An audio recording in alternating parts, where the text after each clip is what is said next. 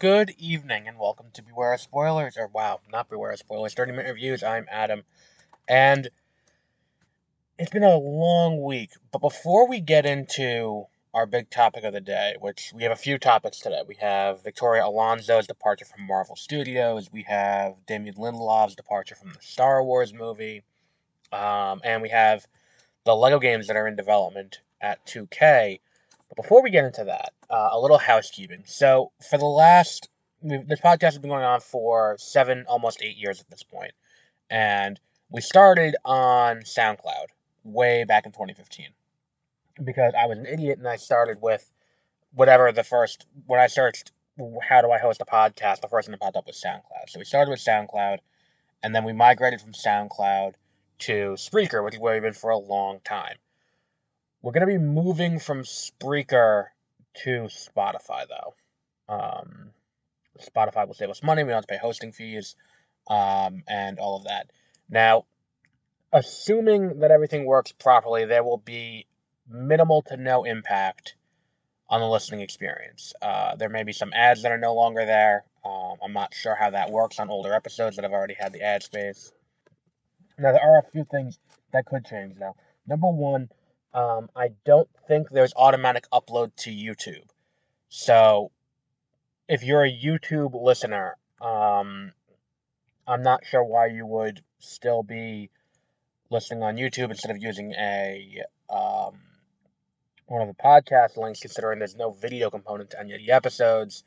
Um, so I would recommend you go to one of the one of the video links, or one of the websites, one of the various podcasting distribution services, and go there and get your podcast that way, because it's going to be the same information. It's just without streaming a video. That's just a picture of the logo, which is what it is now. If there is a considerable amount of people who feel like, oh, that sucks, I wish we got more content on YouTube, and the videos still uploaded on YouTube, um, you know, reach out. Go to the website, multipleworldproductions.com. We have a contact page. Let me know what you think. If that's something that will harm your experience by not being able to use YouTube, by all means, let me know and we'll try to work something out, in which case I may. Uh, the only issue is uploading to YouTube becomes a little bit more difficult in this case because I have to manually make the video then, which is going to extend the amount of time taking to do that. And while working, it could get cumbersome, especially with the volume of episodes that come out between this and Beware of Spoilers, where we have 3 episodes of this a week and then multiple episodes um, of Beware of Spoilers in a week. So that's kind of where we fall in that situation. Um, so we probably won't have YouTube anymore except for auxiliary stuff.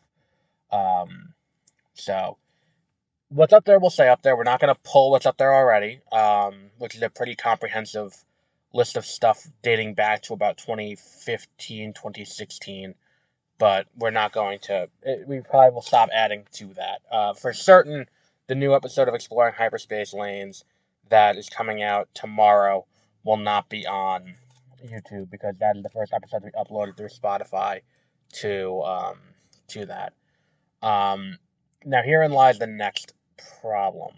I think that's really I think that's the only problem.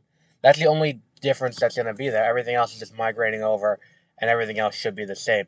The only issue is over on Beware of Spoilers, we do episodes the morning after something comes out. So, like The Mandalorian comes out on Wednesday, um, I will watch the episode Wednesday night, and then Thursday morning on my way to work, I'll record an episode response. Um, the only problem with that is I don't know, because you have to have 3 separate accounts.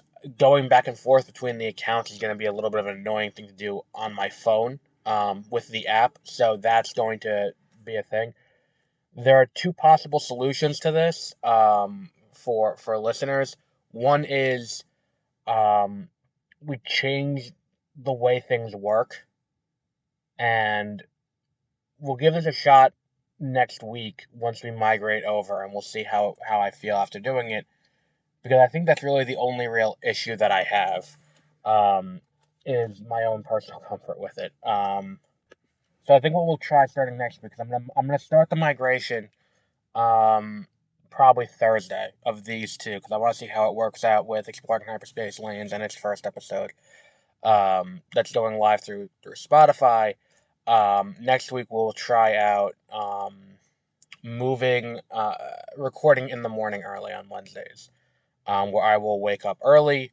I will watch the episode first thing in the morning for The Mandalorian, record the episode right after, so the response is up early Wednesday, and then we will move the schedule as needed based on that.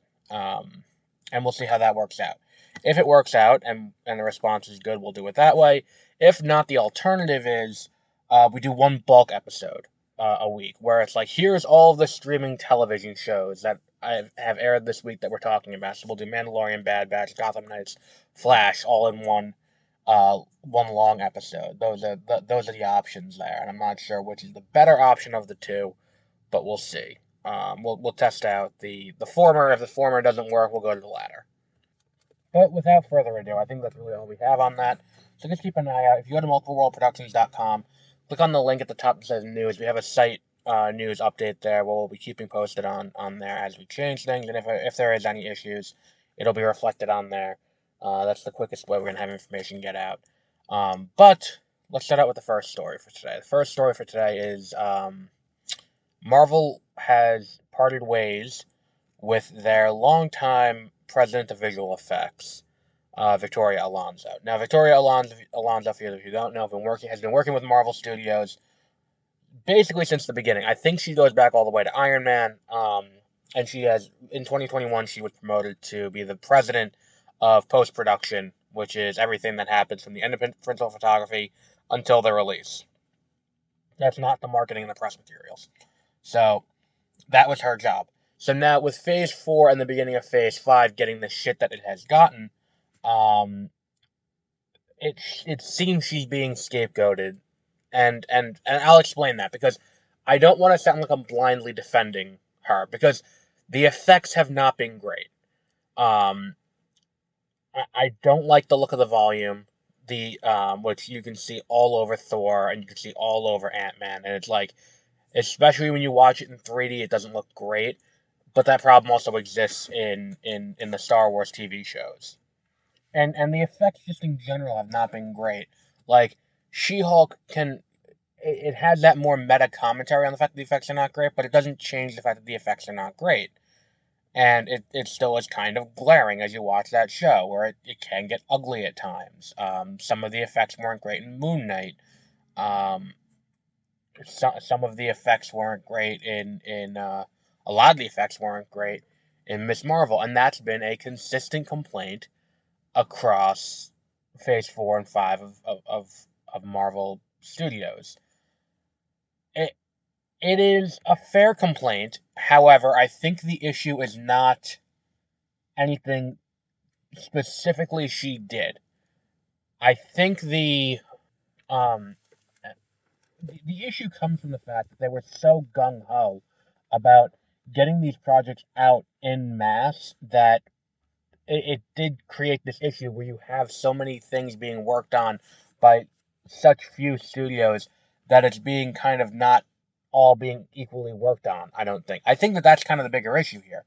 And we can sit here and we can blame Victoria Alonso for it, but this is something that goes higher than her. It goes up to Kevin Feige, who's running the studio, and is like, look, we have to do all this stuff. And it also goes to, Bob Chapek and Bob Iger, who ran Disney during the period where this is all being set up. Because Bob Iger talks in his book about the new frontier of streaming.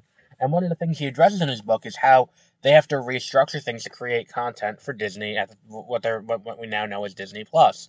And now he restructured the bonus system to do that.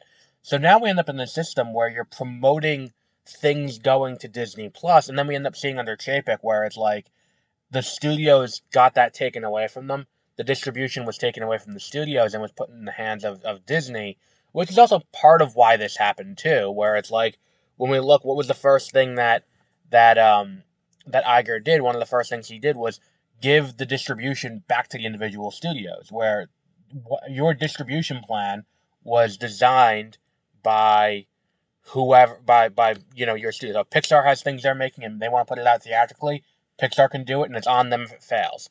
If um, if Pixar has something they want to make for Disney Plus, by all means they can make it for Disney Plus. They are responsible for that, and they shoulder the responsibility if something does not work. Whereas something like last year, where it's like, yeah, Pixar put out Lightyear, and Lightyear didn't work in theaters, and it was not a big hit, while Turning Red, didn't go to theaters and it went to streaming. It's kind of like, it's part like, yeah, the movie wasn't great, but Pixar, like, they could have punted Lightyear, excuse me, to Disney Plus, but they opted not to because they thought it would make a lot of money. But that decision reflects on Disney, not on Pixar. Now, from here on out, if they make that mistake again, it will not reflect on Disney; it'll reflect on Pixar, because it is Pixar who's making that case. And now, when we have, for whatever reason, as part of this, Marvel has started slowing down their releases. Like, look at it this way. Like, Josie and I did our ranking of Phase 4, and Phase 4 had 17 projects in it. Like, why were there 17 projects in Phase 4? And it's because, for whatever reason, somewhere they decided to overload with stuff. And you don't need to do that. And I think a lot of the decisions that we see Marvel making in this immediate kind of aftermath of Infinity War is not driven by plot or by the narrative of Marvel Cinematic Universe. It appears to be more based on return on investment for investors of Disney, where, like, look, Marvel has always been a great, like, jewel in the crown of Disney, where, like, if you got Disney Animation, you have Pixar, you have Lucasfilm, you have ESPN, you have Hulu, you have National Geographic, and Marvel is one of the bigger earners, where Endgame was, for a period, the top grossing movie of all time. And then, the relevant merchandise and everything, sales that go along with it. Now, the problem is, coming out of that, you're in a weird situation. Because now we've built for 10 years up to where this is going. We've built up to Thanos. Thanos is done. Now what do we do? And at that same time, we have an acquisition going on, a $55 billion acquisition of 20th Century Fox. So now, what we end up with is this weird thing where they took a long time to announce anything coming after Infinity War. Why? They want to let things marinate a little bit. They say they wanted to let Infinity War sit and be its own thing and not worry about promoting the next thing. I can buy that, but at the same time, I think they were also biding time to be like, what are we getting? What are we going to have access to do this story? Which is why you see, okay, so where do we start with this? We have Black Widow, which is entirely a prequel designed to introduce Yelena. We have Eternals, which is functionally a standalone title. We have Thor 4. We have another Spider-Man movie, which is, standing independent, and that is a Sony co-production. We have Shang-Chi, which is kind of standalone. Miss Marvel, which is her own thing. And it's like all of these things that kind of start out are all things that aren't heavily dependent on anything that Fox created. Yes, you get a few references here and there to Fox properties, which, okay, fine. Like Multiverse of Madness, you get that one scene where you end up with Professor X and Mr. Fantastic. But one of the things that we don't really talk about is how that movie had a ton of people who were rumored to be cameoing in that scene. Allegedly, they had Daniel Craig as Balder the Brave, and they have all of these other characters that could have stepped into these roles to be these big cameos in that sequence, but they opted not to do that. They went with these because then they had the rights to Fantastic Four and the X-Men, so they were able to do that. The decision to make Kamala Khan a mutant, which is what they wanted to do in the comics, until Marvel stepped in and said no creating new mutants because we don't want to lose the film rights to them. That whole thing comes from, okay, it's a small thing we can add in, and it's going to show we're getting a return on investment. And then we get the announcement of Kang the Conqueror. And we get the first taste of Kang the Conqueror in a way where we don't see him as Kang the Conqueror. He's not announced to be Kang the Conqueror. he is he who remains. And there's that line where he's like, I've been called many things, a warlord, a conqueror, but just as easily as we now know him to be Kang the Conqueror, he could not be. He could just be the guy at the end of the timeline, and there's Jonathan Majors playing him. And look, we have, again, benefit of hindsight here, where we can look at that and be like, okay, so that's what they were building towards. However, it's something that they can now do that way because they have the film rights to them.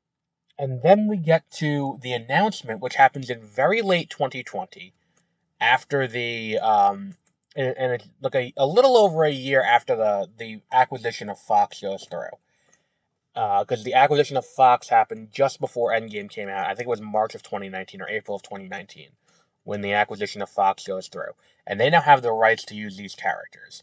So the question is, how do we show to the investors that we are making good on this colossal investment we made in 20th Century? We show them we're using one of the characters that we bought. And they announced at that point Fantastic Four. That was when we got the formal announcement of the Fantastic Four movie. Was there? We got the formal announcement of Jonathan Majors playing Kang the Conqueror in the MCU. That's when that announcement comes. And then that is when we see all of that happen. And herein lies, there's a point to all this. There's a reason why I'm bringing all this up. And the reason why is that something is going on at Marvel to prove that they can still be profitable, across multiple spectrums. In this case, both Disney Plus and the theatrical slate. The question is, how much of that comes down to Victoria Alonso, who is just kind of put in the situation where it's like, okay, so here are 17 things happening, literally 17 things, across multiple mediums with animation and live action and across multiple different distribution methods. You guys gotta be in charge of making sure it all looks good. How much of that actually is on her and not the people at the top who are like, okay, here's the fuck ton of things you gotta be in charge of, and it's all gonna look good, and if it doesn't look good, we're putting it all on you. I think that's kind of the situation we're in right now, where the approach that Marvel's doing now under new leadership with Bob Iger back in charge is they appear to be spacing things out a little bit more, giving more time for things to breathe. We're supposed to have 5 Disney Plus shows this year, because we were supposed to have What If, we were supposed to have X-Men 97, which is 2 animated shows, we're supposed to have Secret Wars, Secret Invasion, we're supposed to have Agatha House of Harkness, Ironheart, Loki Season 2, and Echo. So that's 5 live action, 2 animated, and 3 movies this year. That is a fuck ton of stuff to put out in one calendar year. And they decided not to do that. They're spacing it out now, allegedly. We don't know any dates. We don't know when anything's happening. We don't know if What If Season 2 is coming this year at all. The only one that I think is confirmed is, I think Echo is kind of confirmed, like halfway for October. But we don't know anything else. And it is all designed to just be, well, we're spacing things out. We're letting things breathe. We're going to give things more time to get the effects done properly. And look, she's in charge of post-production, yes. The post-production person is not in charge of setting the dates. Like, the distribution people are the ones who set the dates. And the fact of the matter is, all she's in charge of doing is giving a final product by those dates. So now that, and I think that is kind of what we're seeing here, and I think that I'm kind of just coming to this realization on our own, is that I think Disney was giving mandates to Marvel to hit things by certain dates. Because Chapek's out, the guy he put in charge of distribution is now out, and now Marvel is spreading things out. So I think what happened was, they're doing that. Now look, they're going to scapegoat her because she was the one who was in charge of visual effects, and regardless of whether or not they could meet deadlines or not, it still reflects poorly on her. But I don't think this is going to be perceived as the cure-all. And yesterday when I searched her name, I saw a YouTube video that's like, this woman ruined Marvel Studios and now she's out. And it's like, yeah, but she's been there since the beginning, too. Like, back when Marvel Studios was being distributed through Paramount. Like, it's not like she's new there and got hired and then fucked everything up and left. No, she's been there since the beginning. It seems like, from looking at what we know from the public record, Disney was pulling some shit that they shouldn't have been doing. not legally, but just from a standpoint of making sure the product that comes out is good. Um, and then on top of that, they're blaming this was the scapegoat that they're blaming for the effects not looking good, when really it was Disney setting dates, and then they okay, we need to get this done by this date. Great, we'll get it done by then, and then we'll move on. And I think that's the bigger problem here. But yeah, so Victoria Alonso out. On to the next story, which is Damien Lindelof is out. Now, Damien Lindelof was hired by Lucasfilm to write the next Star Wars movie, which, through drips and drabs, we figured out is going to be shooting allegedly in April. I forgot the director's name, but she directed 2 episodes of Miss Marvel. She is allegedly directing the movie. Allegedly, it takes place after episode 9. Allegedly, it features the returning of several cast members, including, allegedly, John Boyega and possibly Daisy Ridley. And it is allegedly coming out in 2025, and allegedly we'll be finding out more next month at Star Wars Celebration in England, which also lines up because you can do a full cast reveal on stage on Good Friday when they do the big filmmaker panel. Now, all of that is circumstantial, and a lot of it is coming from not 100% the most reputable sources, but quite a bit of it is so kind of weird and esoteric to an extent that it's like, all right, it's gotta be real, because like, who would put their name on the line to say that the woman who directed the Partition episode of Miss Marvel is going to direct the next tentpole Star Wars movie? So whatever. Damien Lindelof was writing it, and up until I think today, he was the writer of the movie. Then today, allegedly, he turned in his final draft of the movie and resigned from the project. Now, you could interpret this, and I think there's going to be a lot of people interpreting this as a bad sign. I interpret it as, going off of other things Damien Lindelof has done, and the example I go with is, if you look back at his run on Watchmen, he went into Watchmen and he got asked to do a second season. Like, that's the big misconception about Watchmen, is that the people act like it got canceled. It did not get canceled.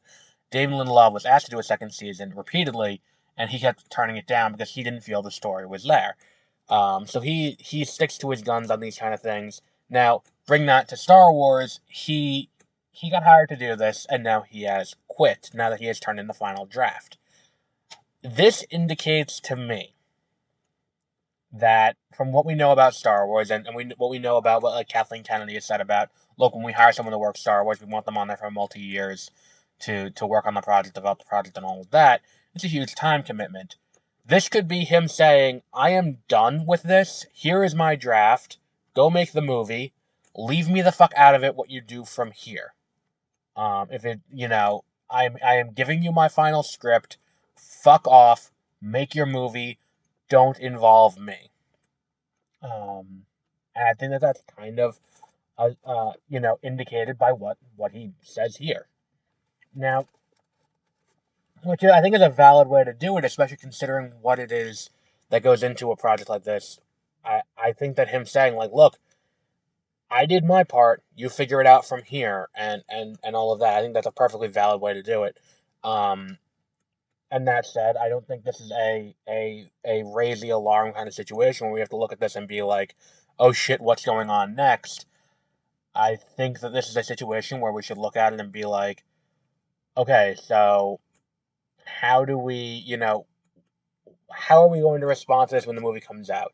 And I think a lot of the things that happen with Star Wars movies, a lot of the time, is the narrative is studio interference.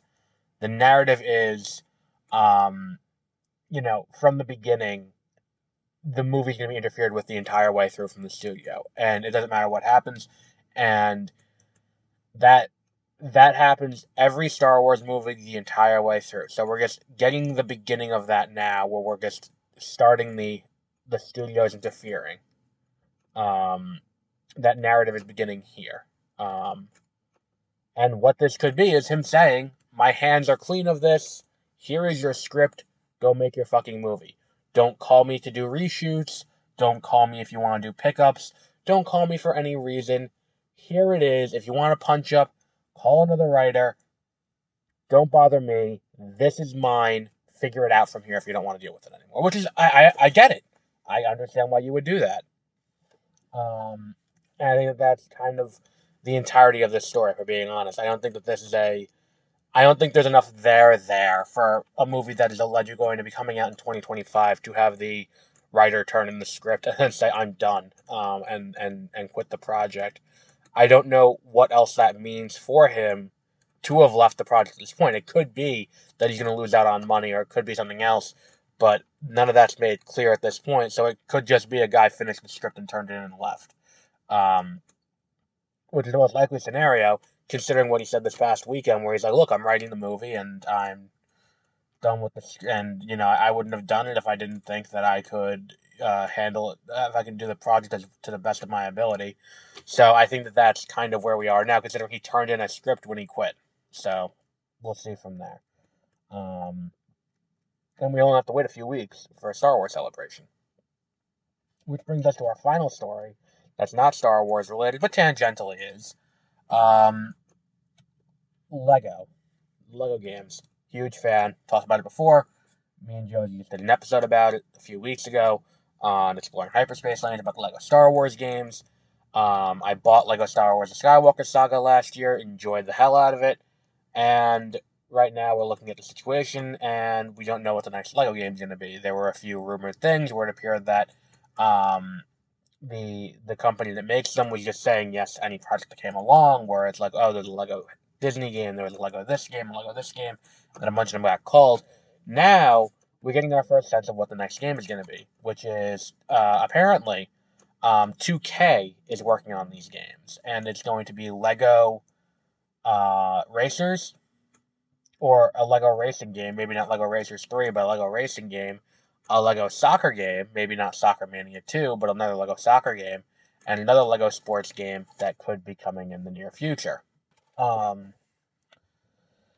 and look, I'm very excited. Like I said, I'll buy any Lego game that comes out. I will play it for a bit, and we'll see how it goes. I'm interested to see how they do with this new foray into a new genre, or rather, revitalizing old genres. As for what the third game could be, I mean, it's Take Two, it's 2K, so it could be basketball, it could be WWE. Um, I think racing should be its standalone, but here's the thing, and maybe this is just me with these Lego sports games, and maybe it is just me with the idea of using having games as a platform. Um, I think that a Lego sports base game like Wii Sports with the ability to add on new stuff to it would probably be the best way to do it. Instead of doing like, here's Lego soccer, here's Lego basketball, here's Lego this.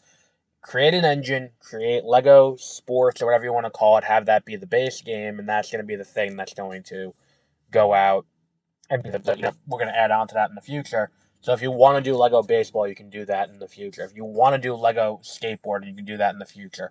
If you want to do Lego football, you can do that in the future. I mean, American football. If you want to do Lego rugby, you can do that. And you can make games, and you can set parameters for the various games, and you can, do that. Kind of like what they did on the Wii U for Wii Sports, but not with the subscription model, and do it the smart way, where it's just like you pay $20 extra and you get another sport, as long as the base game is full enough to support that.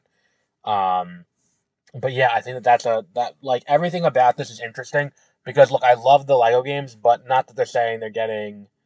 Um, but yeah, I'm very interested to see where this goes, and how it gets received by people.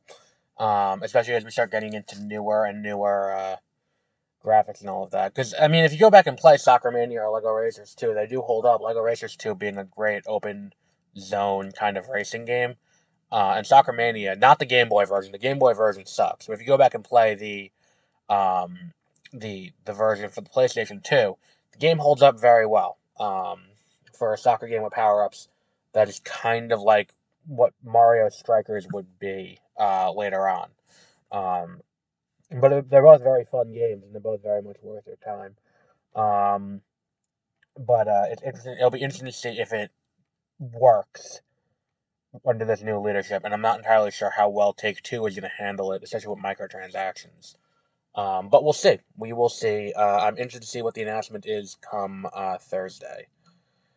But we'll wrap up there for today. We were going to talk about John Wick, but we don't exactly have time for that. If you're looking for notes on John Wick Chapter 4, you can go to our review that's going to go up on Friday evening. So probably early Saturday, you'll probably be able to see it quickest.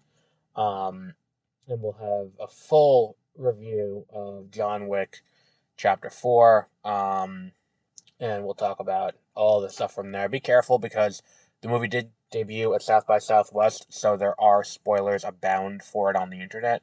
So just be aware of that in your travels until you've seen the movie if you care about spoilers for John Wick Chapter 4. What else we got this week? We have The Mandalorian.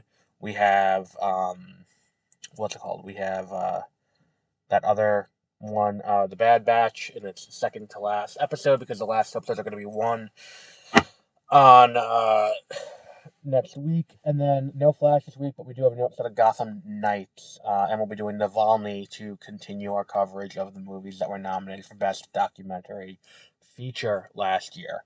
Considering we did All That Breathes and All the Beauty and the Bloodshed, so we'll be doing that one, and there's one other one that I haven't seen yet, but I haven't been able to find anywhere. But yeah, we'll talk about Navalny probably this weekend. Also, on Sunday, we're going to be seeing Dungeons and Dragons way early. So we'll have a Dungeons and Dragons review up on Sunday. So, until then, that'll all be on Beware of Spoilers. Over here, we'll have our next episode of Outer Banks in our watch list. And next week, we will have Grow Home on the back catalog shows. So until then, have a great rest of your week.